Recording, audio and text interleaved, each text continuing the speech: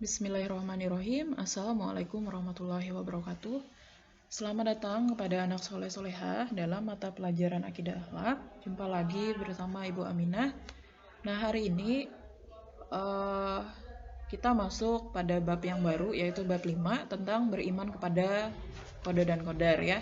Jadi bagaimana kabarnya hari ini? Semoga kalian dalam keadaan sehat walafiat dan selalu dalam lindungannya Allah Subhanahu wa taala.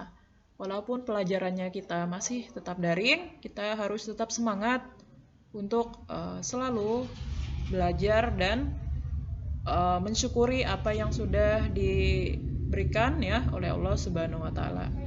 Silakan disimak apa yang Ibu akan sampaikan pada materi hari ini. Nah, pengertian qada dan qadar. Secara bahasa, qada berasal dari kata qada, ya qadi, qadaan, yang berarti memutuskan suatu perkara dengan ucapan maupun perbuatan.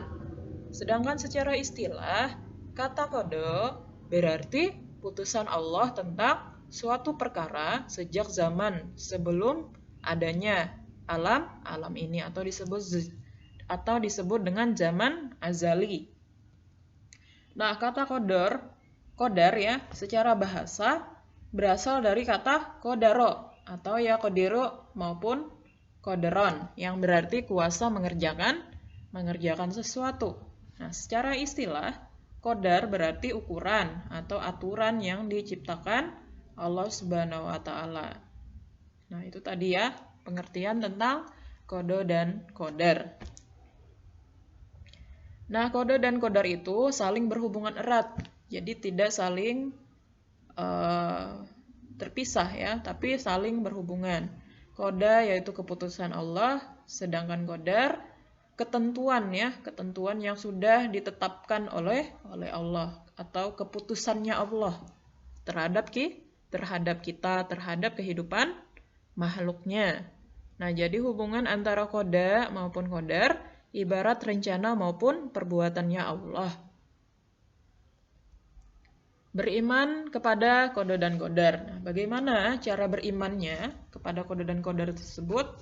Nah, caranya itu adalah kita sebagai hambanya yang beriman harus percaya ya, meyakini dengan sepenuh hati bahwa Allah telah menetapkan segala ketentuannya ya kepada kita ya, kepada keputusannya ya telah ditentukan kepada makhluk-makhluknya.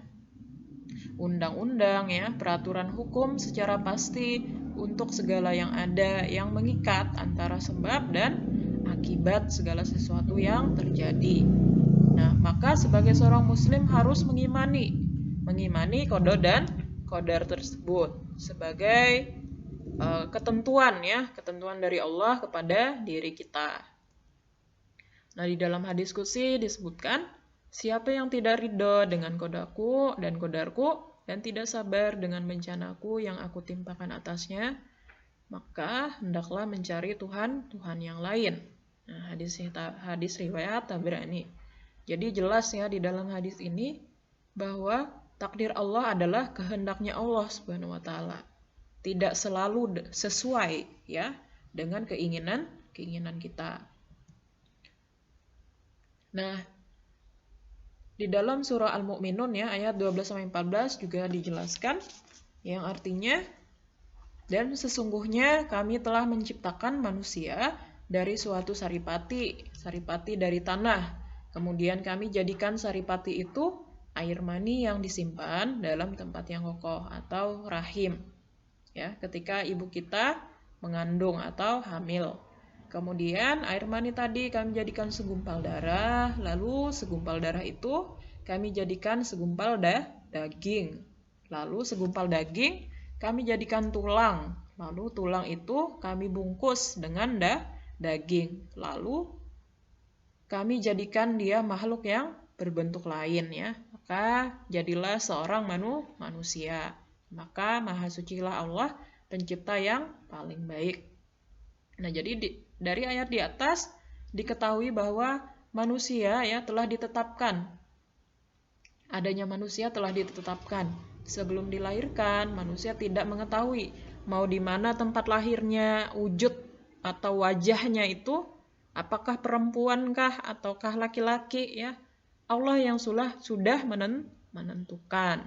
Nasib manusia juga sudah ditentukan sejak sebelum dilahirkan. Nah, jadi bukan berarti manusia juga tidak berusaha ya, atau diam saja menunggu nasibnya berubah ya. Tapi manusia itu tetap wajib ya untuk berusaha agar keberhasilan atau kesuksesan di dalam hidupnya itu bisa ya berubah menjadi lebih baik ya, baik di dunia maupun di akhirat. Seperti itu. Jadi tidak boleh kita menunggu berubah nasib kita tanpa adanya usaha dari kita. Nah, mungkin materi hari ini sekian ya. Semoga bisa dipahami. Ibu akhiri, billahi fisabilil haq, fastabiqul khairat. Assalamualaikum warahmatullahi wabarakatuh.